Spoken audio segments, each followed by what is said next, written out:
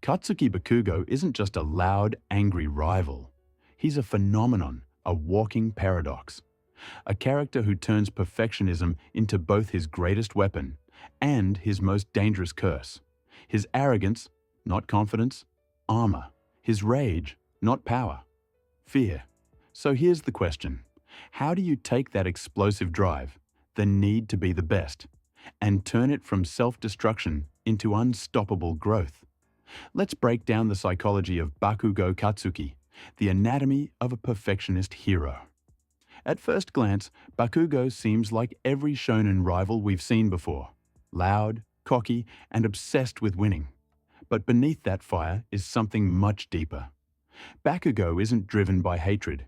He's driven by fear, the fear of being ordinary. His aggression, his shouting, his constant need to prove himself. It's all a shield, hiding a fragile ego built in childhood. From a young age, everyone praised his incredible quirk, explosion. That admiration created a delicate illusion, that he was destined for greatness. So when Deku, the weak one, dared to challenge him, it wasn't just competition, it was an existential threat. Bakugo's bullying wasn't about dominance, it was about survival. If Deku was strong, it meant Bakugo wasn't special. And for someone who built his identity on superiority, that was unbearable. Bakugo's worldview is built on one sacred law: victory above all. To him, being number one isn't a dream. It's the only acceptable state of existence. He lives by brutal meritocracy. Only results matter. No pity, no shortcuts. When he won the sports festival, he refused to celebrate. Because his opponent didn't fight seriously. That's Bakugo's purity. And his poison. Behind his explosions lies a machine of discipline. He trains obsessively, engineers new techniques, studies his own quirk like a scientist fine-tuning a weapon. He doesn't want to just fight. He wants to optimize. His costume mirrors this philosophy. Loud, intimidating, designed for maximum power. Those massive grenade gauntlets, they store his sweat, the source of his explosions, like fuel tanks. Over-engineered, heavy, and unmistakably his. They're not just tools, they're an ego statement. No one builds better than me.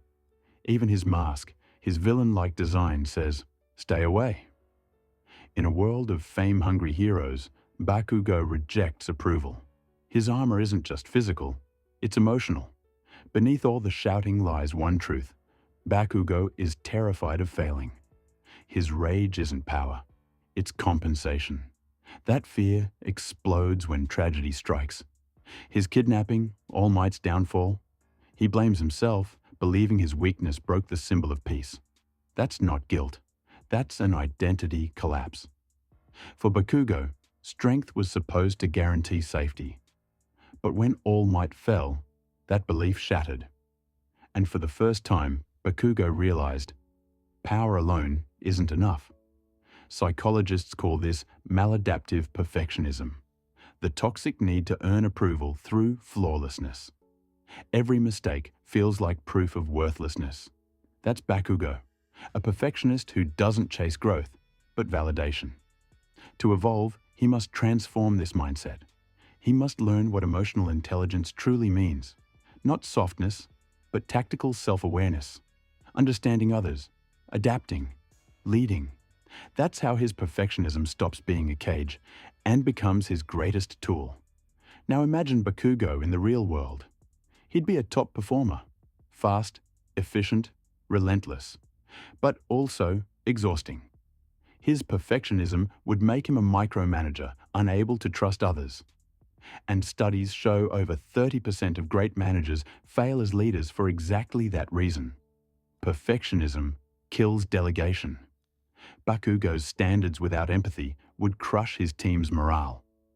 Because when people feel they can never meet expectations, they stop trying. And when perfectionists fail, they spiral, trapped in analysis paralysis, chasing a perfect plan that never comes. That's where emotional intelligence becomes vital. For a high-intensity perfectionist, EI isn't softness, it's efficiency. If your methods, Yelling, pressure, control, slow your team down, then your system is broken. The solution? Channel that intensity into awareness. Push hard, but know when to step back. Great leadership isn't domination, it's precision. And Bakugo learns this. In his best moments, saving All Might, fighting alongside Deku, he stops overthinking and acts on instinct. General George S. Patton once said, "A good plan violently executed today is far better than a perfect plan tomorrow." That's Bakugo's ultimate evolution, learning that speed, adaptability, and trust are more powerful than perfection. Bakugo's story is more than a character arc. It's a guide for every high performer. His mindset is a double-edged sword. The same drive that builds excellence can also destroy it. So what can we learn? Discipline beats talent. Talent starts the fire. Discipline keeps it burning. Chase excellence, not perfection. Perfection isolates. Excellence evolves. Trust is leadership. If you can't delegate, you can't grow. Serve, don't dominate. True greatness is responsibility, not ego. Move fast. Action outperforms endless planning. Develop emotional intelligence. It's not softness, it's strategic awareness. Respect your rivals. They reveal your potential, not your weakness. Bakugo's final lesson is simple but powerful. Perfectionism makes you look strong. Empathy makes you unbreakable. So if you see yourself in him, the perfectionist, the competitor, the one who can't stand losing, remember this. Perfection isolates you. Purpose elevates you. Be explosive, but know exactly where you aim that power. This was Bakugo, the psychology of explosive perfection. If you enjoyed the breakdown, like, share, and let's talk about the next hero who hides their strength behind fear.